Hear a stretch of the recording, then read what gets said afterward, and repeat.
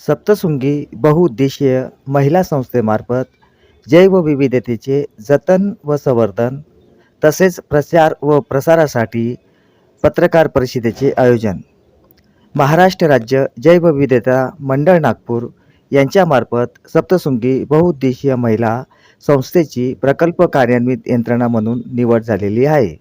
हा प्रकल्प सांस्कृतिक, शैक्षणिक आणि जनजागृतीसाठी आणि पवित्र वन संवर्धनात सामुदायिक सहभाग हा कार्यक्रमाचा मुख्य उद्देश आहे। या प्रकल्पाचे उद्दिष्ट पवित्र वने म्हणजेच देवराई, देवाच्या नावाने लावण्यात आलेली वने, त्यांचे महत्त्व याबाबत जनजागृती करणे, यासाठी विविध कार्यशाळेचे आयोजन करणे, देवराई हा संकल्पना लोकांना समजवण्यासाठी रॅली काढणे, पथनाट्य सादर करणे, लडिंग ते बारीपाडा या परिसरातील ज्या डोंगर रांगा आहेत त्या बाजूच्या गावातील लोकांच्या सहभागातून वनांचे संवर्धन व जतन करणे, वनांची स्वच्छता राखणे आणि वने कोणती आहेत त्याची माहिती गोळा करणे हे उद्दिष्टे आपल्याला 3 वर्षासाठी जनजागृती स्वरूपात साध्य करायची आहेत।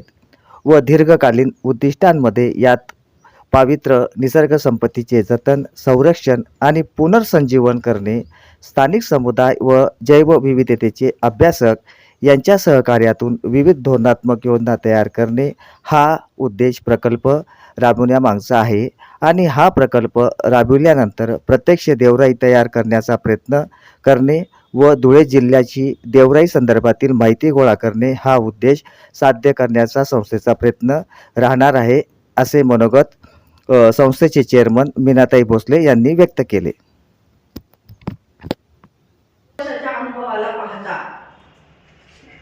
जे जिन बँक आहे नागपूरचं वन विभागाचा एक पार्ट त्यांनी आपल्याला हा दिलेला आहे।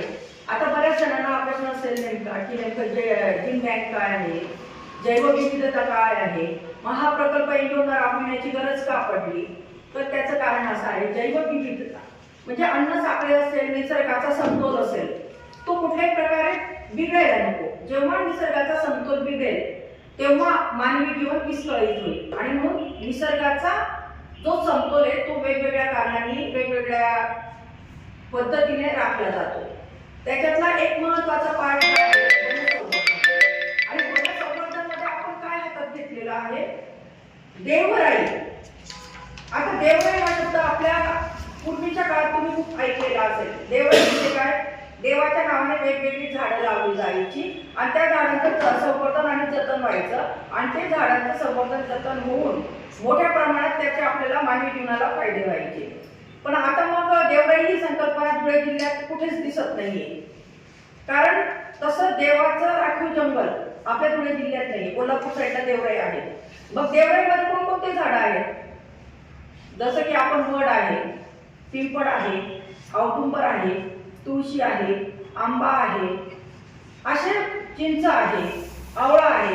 हे झाड आपण काय करतो, विशिष्ट विधी असतात, जसं की आता आम्ही महिला असतो, वडाच्या झाडाला आम्ही सवट सावित्रीला फेऱ्या मारतो, कारण वडाचं झाड जे आहे त्याचं आयुष्य खूप मोठं आहे आणि त्या वडाच्या झाडासारखा पतीचं आयुष्य मोठं व्हावं म्हणून वट सावित्रीला महिला पूजा करतात। तर प्रत्येक धार्मिक कार्यात आपण आंब्याचं झाड लावतो, पण काळानुरूप आपण बघतो आहोत या झाडांची संख्या ही खूप कमी होत चाललेली आहे आणि आपण पूजा करण्यामागे खूप सारे शास्त्रीय कारण आहेत।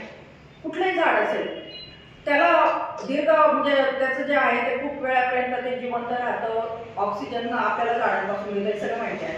मग या प्रकल्पात आपल्याला काय करायचं आहे, सर्वात महत्त्वाचं जनजागृती करायची आहे। कारण देवराई काय आहे, वन संवर्धनाचा पार्ट कसा आहे, त्याच्यात आपल्याला झाडं लावण्याचं महत्त्व काय आहे, हे झाडं का लावली गेली पाहिजे, त्याच्यासाठी सर्वात महत्त्वाचं आपल्याला जनजागृती या कार्यक्रमाची करायची आहे आणि जनजागृतीचा एक भाग म्हणून आजची पत्रकार परिषद आपण घेत आहोत। याच्यामध्ये मग आपण जनजागृती कोणाकोणात करणार आहोत, अंगणवाडी सेविका असतील, पत्रकारिता असतील, नंतर परत त्याचबरोबर सरकारी अधिकारी असतील, शालेय विद्यार्थी असतील, जेवढं अशा कर्मचारी असेल, सामाजिक कार्यकर्ते असतील, निसर्गाशी जोडलेल्या काम करणाऱ्या व्यक्ती असतील, या सगळ्या लोकांना आपल्याला सोबत घ्यायचं आहे आणि या सगळ्या लोकांना सोबत घेऊन त्यांच्यासाठी जनजागृती कार्यक्रम, जसं की आपल्याला काही मीटिंग घ्यायच्या आहेत, काही स्पर्धा घ्यायच्या आहेत, जसं की चित्रकला स्पर्धा, निबंध स्पर्धा, त्याच्यामध्ये सांस्कृतिकमध्ये काय करणार आहोत, वेगवेगळे पथनाट्य सादर करणं किंवा पथनाट्याशी रिलेटेड लोकगीतं वगैरे, ज्याच्यातून झाडांविषयी जनजागृती होईल, देवळाविषयी जनजागृती होईल, असे कार्यक्रम. त्याच्यामध्ये मग आपण कलापथक सुद्धा सोबत घेणार आहोत. नंतर मग परत आपण हे तर झालं जनजागृतीचे वेगळे, रॅली काढणार आहोत, कार्यशाळा घेणार आहोत, बचत गटांना सहभागी करणार आहोत. हा जनजागृतीचा सगळा पार्ट आहे. तर हा कार्यक्रम आपण 3 वर्ष राबवणार आहोत. पहिल्या टप्प्यात आपण अवेअरनेस करतो आता सर्व, आणि अवेअरनेस करून फक्त संपत नाही विषय. अवेअरनेस नंतर असतो ऍक्शन प्रोग्राम. ऍक्शन प्रोग्राम म्हणजे काय की त्याच्यात प्रत्यक्ष झाडं लावणं. मग आपल्याला आता सर्वेमध्ये मला तुमची सगळ्यांची मदत कशी लागेल की खरोखर पर्यावरणाच्या कामात कोणाला इंटरेस्ट आहे, त्या लोकांना आपल्याला जोडायचं आहे. वन विभागासाठी घेण्यात आलेले आहे जैवविविधतेचं संवर्धन आणि जतन. या कार्यक्रमात आपण जे वेगवेगळ्या देवाच्या नावाने झाडं लावले जातात, जसं की आंबा आहे, पिंपळ आहे, औदुंबर आहे, तर या सगळ्या झाडांचं जेव्हा आपण पूर्वीच्या काळात त्यांना देवराई म्हणायचो, तर देवराई रूपात लागवड करून त्याचं संवर्धन जतन करणं. पण ते संवर्धन जतन आणि लागवड करण्याआधी समाजातील प्रत्येक घटकाला देवराई ही संकल्पना कळावी, जैवविविधता कळावी आणि त्याचं महत्त्व कळावं, यासाठी आपण जनजागृती कार्यक्रमांना सुरुवात केलेली आहे. आपण जैवविविधता जे विभाग आहे त्याच्यासोबत 3 वर्ष या प्रकल्पात काम करणार आहोत.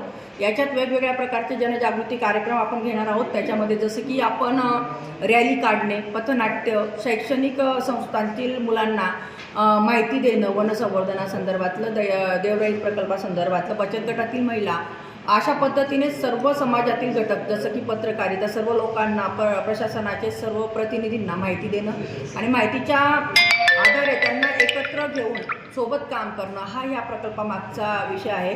तसं आपण लळिंगपासून जे जंगल चालू होतं तर बारीपाड्यापर्यंतचं जंगल, इथे आपण हा प्रकल्प राबविण्यावर महत्त्वाचा जोर देणार आहोत. याच्यातली पहिली कार्यशाळा बारीपाडा येथे माननीय चैत्राम पवार साहेब, पद्मश्री पुरस्कार प्राप्त, यांच्या अध्यक्षतेखाली आपण 10 गावांची घेतली. जवळजवळ 150 महिला तिच्यात उपस्थित होत्या. नंतर दुसरी कार्यशाळा आपण आणि रॅली आणि पथनाट्य आपण किल्ले लळिंग संवर्धन समितीमार्फत संयुक्त विद्यमाने आपण किल्ले लळिंगला घेतलं. तसंच तिथल्या माध्यमिक शाळेच्या, प्राथमिक शाळेच्या, अंगणवाडी सेविकांचा आपण सहभाग त्याच्यात घेतलेला आहे. आणि आज जी आहे प्रेस कॉन्फरन्स आपण घेतलेली आहे आणि परत निबंध स्पर्धा आपण आपली 28 तारखेपर्यंत आपण आयोजित केलेली आहे. आणि अशा पद्धतीने कार्यक्रमाची सुरुवात आपण नुकताच केलेली आहे. तर सर्वांचा सहभाग वाढावा आणि सगळ्यांचं सहकार्य लाभावं म्हणून आपण या प्रेस कॉन्फरन्सचं आयोजन आज केलेलं आहे. धन्यवाद.